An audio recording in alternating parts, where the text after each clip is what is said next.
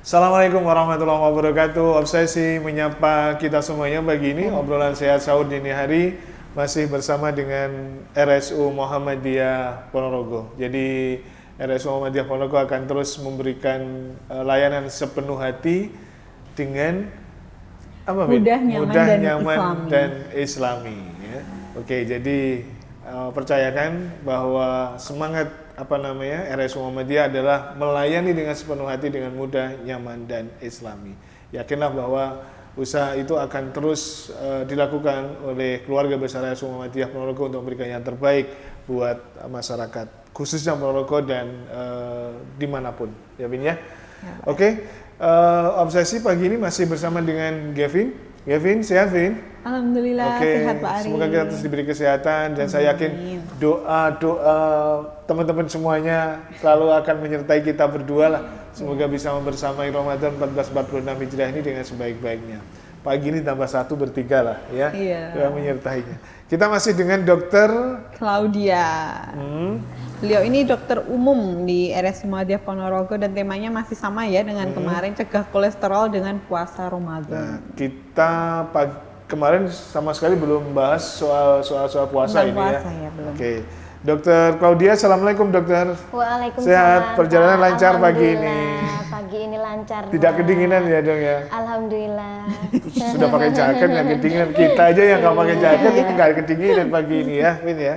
Oke, itu dan kita masih membahas seperti tadi kita sampaikan kolesterol, tapi kita mungkin stressingnya pagi ini lebih ke soal hubungannya dengan puasa. Tapi sebelumnya dok, kolesterol itu selalu bersama dengan asam urat nggak dok? Di mana-mana seingat saya itu kalau misalkan periksa, dokter itu periksa sekalian deh kolesterol, asam urat, atau kapan dua-duanya ini bestie banget gitu, berteman baik, berteman baik begitu. Penyakit ini. Atau seperti apa dok? Jadi untuk asam urat dan juga kolesterol sendiri itu merupakan dua hal yang berbeda, Pak. Sebenarnya berbeda ya? Berbeda. Kalau untuk yang asam urat itu purin ya, namanya nanti apabila dia itu tinggi di dalam darah, itu akan menyebabkan ini Pak. Jadi kalau untuk yang purin ini, dia itu lebih ke sirkulasi di ginjal. Ya. Maksud saya gini, kenapa dokter selalu menyarankan untuk dua hal ini secara bersamaan? Maksud saya gitu. Karena itu langsung aja ya. Jadi kan untuk eman-eman gitu aja Pak sebenarnya. Oh gitu ya. Iya, gula darah, kolesterol, asam urat ya biasanya kan tiga hal itu ya. Iya, sebenarnya kan memang untuk screening gitu, untuk screening. Untuk memotret tubuh kita dengan tiga hal itu sudah cukup gitu. Alatnya sekalian ya, PCU gitu ya. Untuk screening lebih tepatnya seperti itu. Jadi sebenarnya nggak ada kaitannya. Tidak ada. Oke, kira kalau misalnya bertangga baik begitu, kenapa saya lakukan? Sudah sekalian itu kolesterol, asam urat, terus diabetes, seperti itu. Oke, Vin. Dok, kalau orang sudah misalnya periksa nih, kolesterolnya tinggi, kalau orang sudah seperti itu ya dok ya, itu apakah sudah bisa ditegakkan bahwa dia punya penyakit kolesterol tinggi, ataukah harus periksa lagi nih beberapa lagi baru terdiagnosa dia itu punya penyakit kolesterol tinggi seperti itu? Iya. Jadi dengan sekali pemeriksaan itu sebenarnya belum bisa dikatakan menderita atau sakit kolesterol. Nah mungkin itu kondisi di mana tubuh ini memang kebanyakan kolesterol ya. Jadi perlu dilakukan screening ulang. Nah jadi untuk screening yang pertama tadi dilakukan perubahan dulu pola hidupnya, untuk mengonsumsi dari yang berlemak-lemak, gorengan, kemudian jeroan, itu baru dilakukan screening ulang. Apabila masih tinggi, nah itu perlu dilakukan cek lagi. Nah seperti itu dilakukan cek, kemudian baru diobati, gitu. Jadi dokter itu nanti akan mengobati ketika sudah beberapa kali cek dan tetap tinggi gitu ya? Iya, betul. Bukan pada saat pertama kali cek yang tinggi ya? Yang pertama kali cek itu harus diubah dulu pola makannya. Jadi tidak langsung obat itu enggak. Jadi harus diubah dulu. Dok, saya balik lagi kemarin sudah saya tanyakan sebenarnya, tapi saya pengen lebih clear lagi hari ini. kalau diabetes itu karena ada problem di pankreas. Sementara kalau di kolesterol kan nggak ada apa-apa sebenarnya. Artinya Iya, betul. secara fungsional tubuh kita kan sehat. nih. Sehat. Nah, terus gimana ini? Maksud saya, kalau kan sudah divonis kolesterol, apakah itu akan, nah kalau misalkan ada yang rusak kan karena rusak, nah kan nggak ada yang rusak ini, Vin. Iya. Iya kan? Terus gimana ini bisa? Apakah itu akan naik turun atau kalau sudah kena divonis kolesterol ya terus secara terus menerus akan kolesterol terus gitu atau seperti apa? Itu jadi seperti yang sudah saya katakan tadi, itu perlu dilakukan screening lagi sampai kolesterolnya itu stabil, tidak, jadi kadarnya itu normal di dalam darah. Bisa ya? Bisa. Oh gitu Iya. ya. Jadi Jadi artinya nggak terus-terusan tinggi. nggak bisa ya, kan dikelola artinya bisa ya masih. Bisa. Oke. Bisa. Jadi bukan karena Beda kerusakan suatu organ. bukan karena kerusakan organ Iya. kan ini. Karena memang itu tingginya aja kadar di dalam darahnya. Oke. Itu bisa dikurangi. Oke. Iya. Ya, Begitu. Termasuk asam urat seperti itu, Dok. Mohon Betul. maaf ini. Iya. Oke. Asam urat juga seperti itu. Jadi bukan karena kerusakan organ. Tapi ada beberapa kasus yang mohon maaf itu yang sudah kolesterolnya sampai tinggi, semuanya tinggi, sudah bingung dia itu mau ngapain, sudah diberi obat apa-apa nggak sembuh, itu karena apa, Dok? Kalau seperti itu bisa dilakukan screening lagi. Bisa, maksudnya screening itu dalam artian dilakukan pemeriksaan pada organ-organ yang lain. Apakah ada kerusakan organ yang menyebabkan peningkatan asam urat ataupun kolesterolnya ini nggak turun-turun seperti itu. Siap. Vin? Dok, kalau untuk pengobatan kolesterol sendiri seperti apa? Kalau kita tahu kan kalau misalnya diabetes nih, pengobatannya itu kan kayak seumur hidup gitu kan, Dok. Kalau kolesterol itu minum obatnya pada saat seperti apa? Apa saat kumat aja, pada saat kolesterolnya tinggi aja, atau seperti apa, Dok?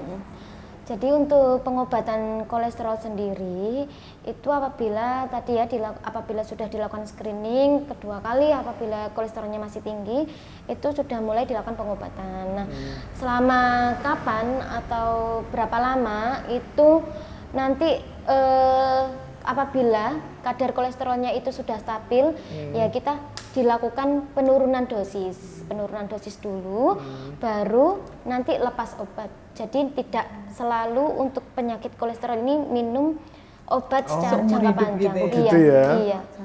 Karena kan memang tidak ada kerusakan. Kalau memang tidak ada kerusakan ya memang kita menurunkan kadarnya aja di dalam darah.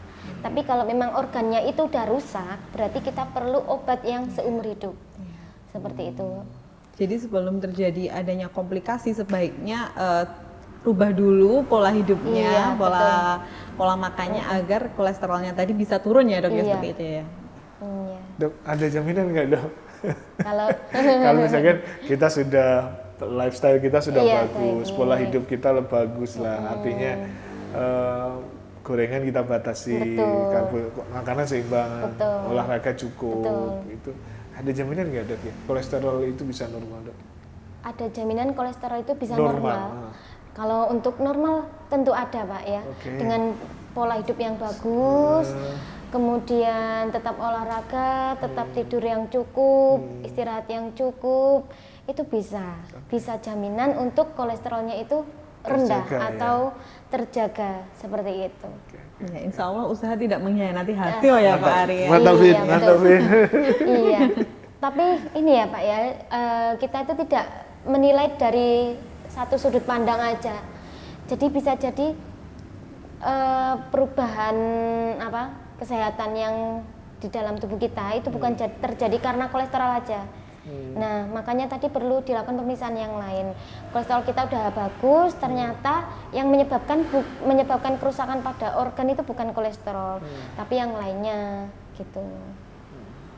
Kita udah lifestyle-nya bagus, pola tidur juga udah diperbaiki, tapi kok masih begini, berarti perlu ada yang dicek yang lainnya gitu. Ada data nggak, Mbak, seberapa besar tingkat prevalensi kolesterol di Indonesia dan di dunia sekarang ini? Untuk Pak, jangan ngomong data. Nggak ada ya? Ya nggak apa-apa sih, nggak apa-apa, santai aja. Iya. Kan nggak pegang nih, nggak siap-siap juga kan.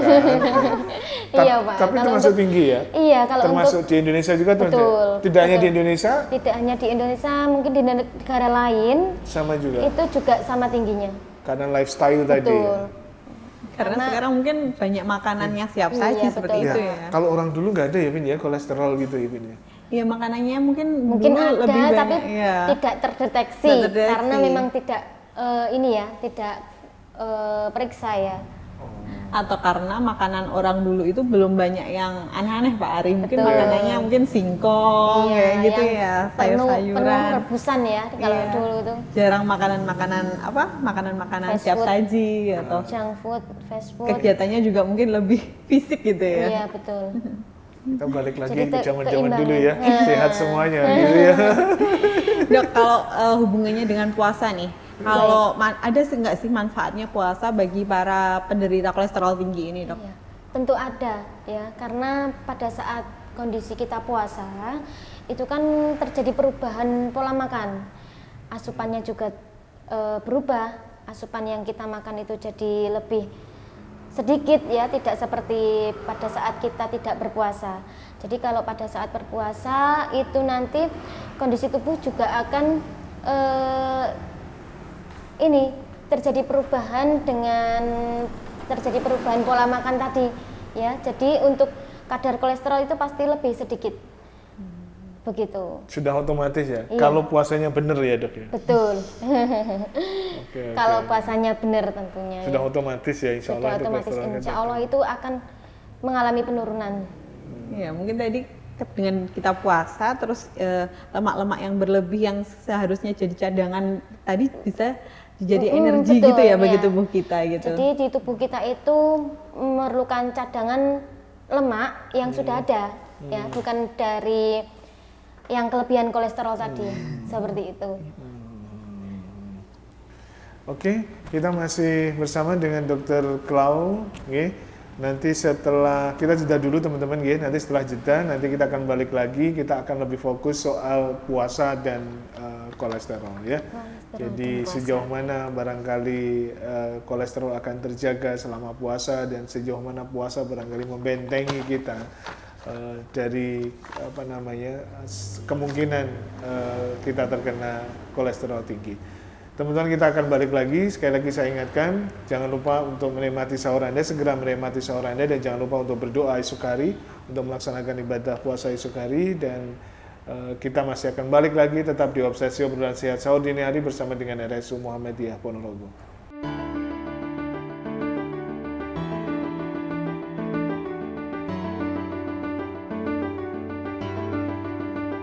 Baik, kita lanjut lagi, masih di Obsesi sesi kedua sekarang ya. Pagi ini masih bersama dengan Dr. Claudia Vindi Puspitasari, dan kita barangkali akan lebih fokus ya Vin ya. Vin juga masih tetap di samping saya terkait dengan puasa dan kolesterol. Tadi sedikit sudah disinggung, barangkali bisa diperjelas lagi ya. Iya Dok, mungkin bisa diulangi lagi tentang manfaat puasa bagi para penderita kolesterol tinggi Dok. Untuk manfaatnya itu sendiri, apabila kita ini kondisinya saat berpuasa, apalagi puasa Ramadan ya, ini kan kondisi di dalam tubuh ini terjadi perubahan ya, seperti perubahan dari kadar kolesterol itu sendiri. Karena apa? Karena terjadi perubahan dari asupan makanan. Kemudian pola makan yang tadinya sehari 3 kali mungkin atau lebih, itu kan sekarang jadi sehari 2 kali ya, di waktu berbuka dan juga sahur. Kemudian selain itu pola makan kita kan juga berubah itu tadi. Nah, itu akan menyebabkan kadar kolesterol di dalam tubuh itu juga akan berpengaruh. Jadi lebih turun kadar kolesterolnya. Itu karena perubahan pola makan, asupan dan juga porsi makan itu tadi yang menyebabkan kadar kolesterol itu akan turun dengan sendirinya, gitu. Ini kolesterol total atau juga LDL, triglycerid dan lain-lainnya ya. Ya, tentunya Otomatis? juga otomatis semuanya akan turun begitu. Hmm. Kolesterol total, trigliserid maupun LDL itu. Adakah makanan-makanan dok yang barangkali sangat berhubungan erat dengan kolesterol ini dok? Untuk makanan-makanan yang kemarin sudah disebutkan itu ya, mungkin ada yang makanan berlemak itu ya, cenderung kalau apalagi kita lagi berpuasa ya, menahan haus dan juga lapar, tentu saja rasa keinginan untuk makan berburu takjil yang berbau gorengan itu kan pasti ada ya. Nah, itu nanti juga sebenarnya dengan sudah ada perubahan dari pola makan, asupan makan dengan terjadinya penurunan kolesterol, kemudian pola makan kita tetap sama dengan memenuhi kebutuhan dengan gorengan-gorengan tadi ya, itu nanti juga akan sama aja, jadi nggak akan turun secara signifikan untuk kadar kolesterolnya seperti itu. Jadi diimbangi. Gorengan sebenarnya yang bahaya apanya sih dok? Saya pecinta gorengan, saya harus bertahan ini Vin. Saya harus bertahan. Gorengan. Apa sih? Apanya yang benar? Ya, Kan bicara ini dengan- tempe nih. Tempenya kan bagus nih. Kalau Iya. minyaknya, apa karena Minyaknya, betul. proses pemanasan minyaknya? Sebenarnya minyaknya ya Pak ya, karena kan memang itu kan minyaknya itu sendiri berasal dari minyak olahan juga. Kemudian digoreng, menimbulkan ya lemak, berbagai macam lemak di dalam gorengannya itu. Jadi yang berbahaya itu ya lemaknya, lemak penggorengannya itu, lemak gorengannya. Selain gorengan dok, ada nggak makan-makan apa? Mungkin kacang atau durian. Sekarang yang lagi rame ini mau lebaran nih, Iya, atau selain- apa gitu, mungkin secara spesifik ada nggak makanan-makanan yang Untuk selain sangat gorengan- berpengaruh dengan kolesterol? Iya, mungkin kalau dengan berbau Ramadan ini ya, mungkin kuah santan atau kuah-kuah yang mengandung banyak lemak seperti soto, bakso itu kan kuahnya juga berlemak ya. Sop pun itu kuahnya juga berlemak.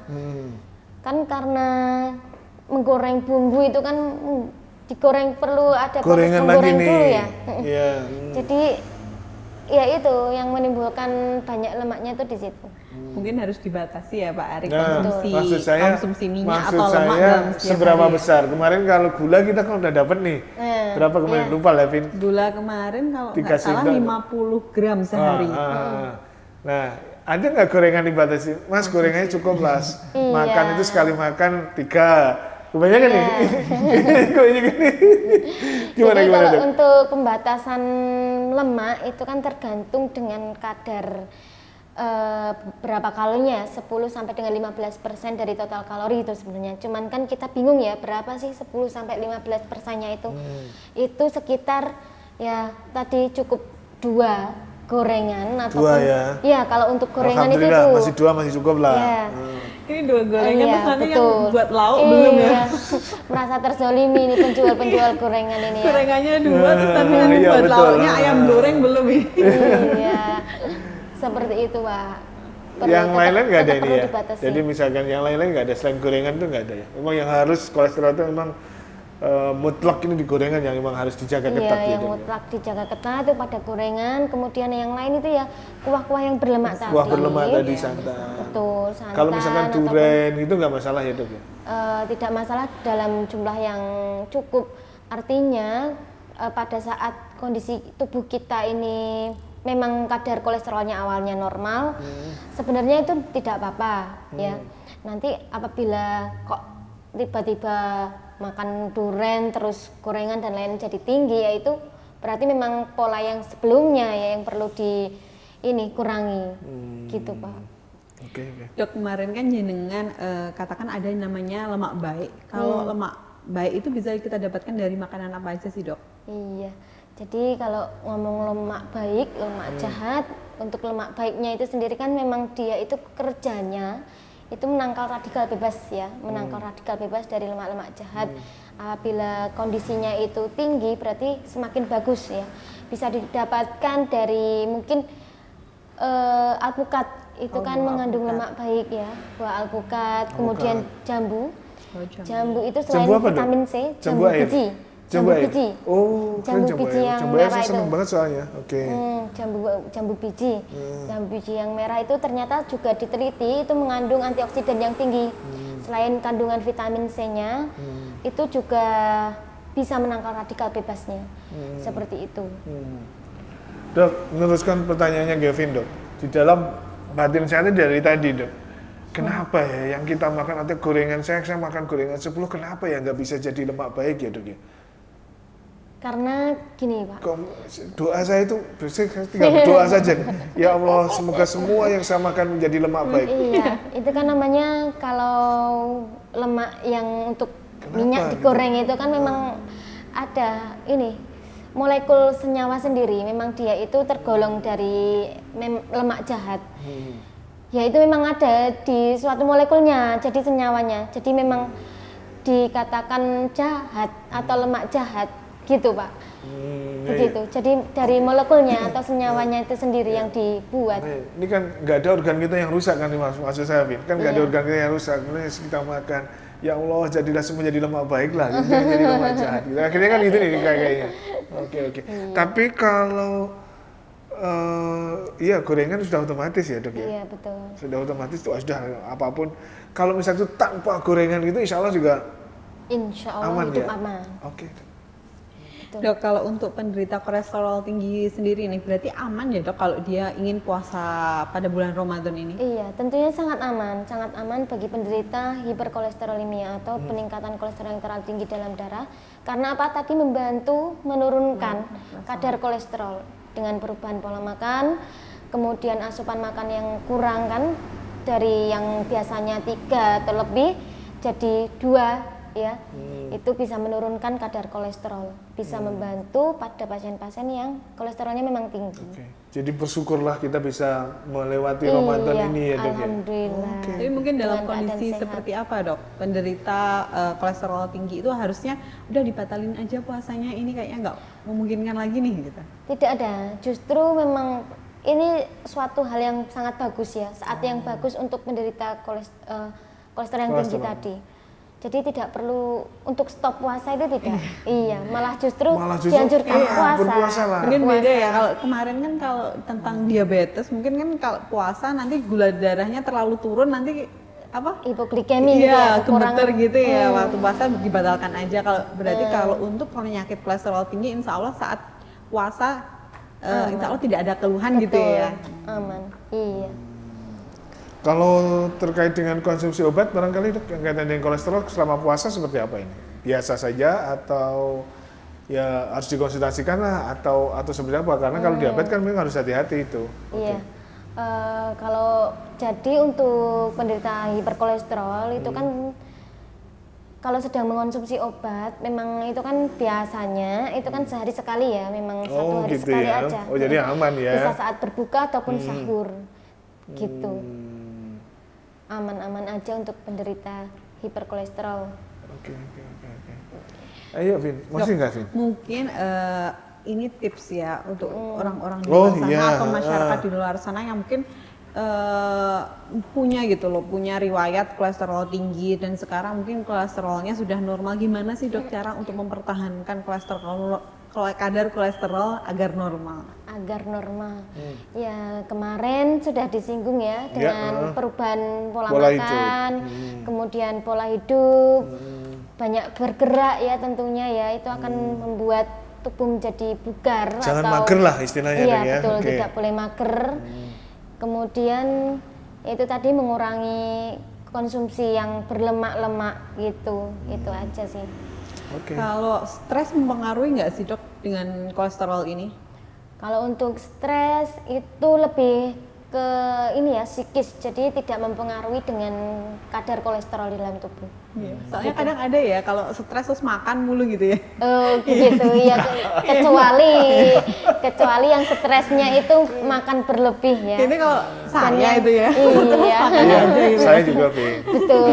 Saya kalau lagi ada masalah biasanya kayak gitu sih larinya. Pelampiasannya makan. Iya, Larinya lari. ke gorengan ya. Nah, itu. Larinya ke sebelah ya dok ya kalau cewek ya. Iya, nah itu yang perlu Iya. dibiarkan ya. Ditahan lah gitu ya. Oke. Karena larinya ke sebelah tadi ya. Dok, di RS Muhammadiyah seperti apa ini? Kalau boleh saya melihat layanan di sini terkait dengan kolesterol, pemeriksaan kolesterol semuanya fix ya, gampang ya dilakukan di RS Muhammadiyah ya, Dok ya. Iya, tentu bisa didapatkan di Rumah Sakit Muhammadiyah ini ya, dengan program yang rutin dilakukan itu ada baksos ya, baksos rutin itu setiap 1 bulan itu hampir seminggu sekali dilakukan baksos. Itu di unitnya beberapa Kevin tempat. nih? Bukan, Vin? Nanti biasanya Bukan sama divisi. Mas Danang. Oh, sama Mas Danang ya. Danang kalau Oke. baksos itu nanti jadi biasanya ranting-ranting Muhammadiyah atau masjid-masjid Muhammadiyah biasanya Betul, nanti betul. kerjasama dengan kita, terus nanti kita Tiap mengadakan desa ya. baksos di desa-desa seperti itu, terus nanti ada pemeriksaan seperti Pemeriksaannya itu. gratis itu ya. Gratis gula darah, kolesterol, Dan asam asam urat urat. seperti itu. Jadi Dok, sangat mudah didapatkan. Kalau saya tidak bicara soal data ya, data fik Betul. ya, pengamatan dokter saja lah. Di kota sama di desa, karena ini kan pertanyaannya, apa namanya, kolesterol tadi kan di awal gaya hidup nih. Iya. Nah, maksud saya, Apakah ada ini ya, maksud saya perbedaan apakah ya? ada perbedaan antara di Masyarakat desa yang dan tinggal di di kota perkotaan terkait dan dengan pedesaan ya? kolesterol ini? Kalau untuk data, bukan data ya, lebih Ya, ke survei analisa ya, saja lah. analisa dari yang kemarin itu dilakukan, itu hampir sama sekarang ini, hampir sama Pak. Oh gitu ya? Iya, kemarin Karena, ya mungkin kan di desa kan sekarang banyak pusat kotanya ya di setiap daerah itu kan banyak yang berjualan Biasanya sekarang di perempatan desa itu ya, yang betul. deket-deket pasar gitu kan ramai jualan Rame macam-macam. jualan dan ikut mencicipi salah satu gorengan lagi ya. gorengan lagi ya. kalau Iya. gitu. Jadi sekarang tidak terbatas pada wilayah tempat tinggal. Kota, Oh, betul. gitu Pak Ari, ya. kolesterol Betul. ini. Gambarannya soal lifestyle mereka kan masih sedikit agak alami. Betul. Kemudian Tapi aktivitas ternyata mereka juga ada yang tinggi gitu. Aktivitas mereka kan juga full juga nih. Betul. Jadi harus kerja di sawah. Hampir dan sama. sebagainya. Hampir Oh, sama yang diperoleh datanya itu, Pak. Kalau dari sisi usia dok. Kalau Kalau kolesterol rentang kayaknya jarang ya usia, anak-anak gitu kena ya. Anak-anak itu jarang, Pak. Kalau diabetes kemarin kan ada ini kasus-kasus Iya, anak mulai ada gitu. Jarang banget untuk anak-anak.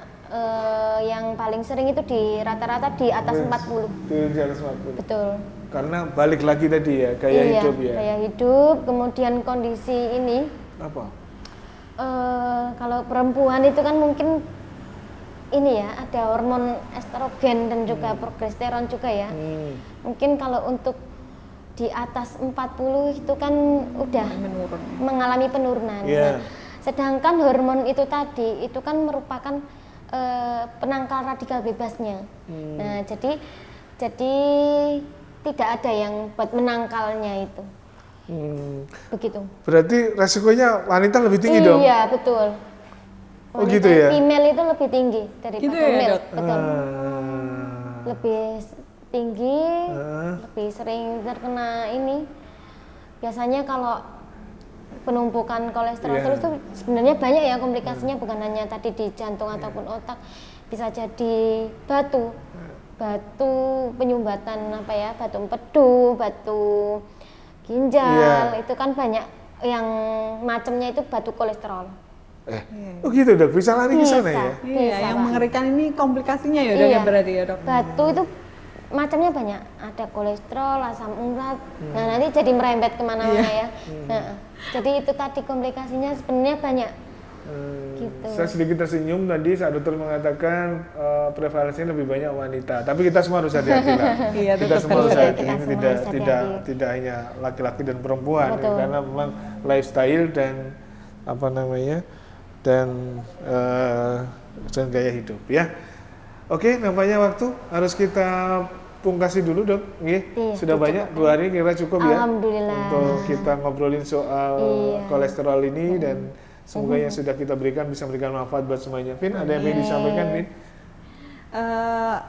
Jangan lupa kalau ada keluhan atau ingin konsultasi kesehatan, RS Muhammadiyah Ponorogo tentunya kita buka setiap hari 24 jam untuk IGD-nya. Oh gitu ya. Tapi kalau untuk poli-poli spesialis tentunya ada jadwalnya masing-masing. Kalau kolesterol ini mungkin ke dokter dalam ya dok ya Iya, biasanya, atau ke betul. dokter umum juga, atau ke dokter poli umum dulu juga bisa seperti itu. Oke. Ya, itu jadi semoga bisa memberikan manfaat. Kita pungkasi. Dokter Marus Bandung waktunya 2 hari sudah menemani kita. Vin, tetap semangat Vin kita ya. Iya, Pak Saya Ari. menyemangati saya, kamu menyemangati kamu, kita saling menyemangati sehingga kita bisa Iya, sampai Pak Ari. finish di akhir Ramadan nanti. Jangan lupa untuk segera melaksanakan menikmati sahur Anda teman, dan jangan lupa berdoa melaksanakan ibadah puasa esok hari ya. Jangan lupa obsesi setiap hari di Ramadan 1446 Hijriah, didukung sepenuhnya oleh RSU Muhammadiyah Ponorogo. Assalamualaikum warahmatullahi wabarakatuh. Waalaikumsalam warahmatullahi wabarakatuh.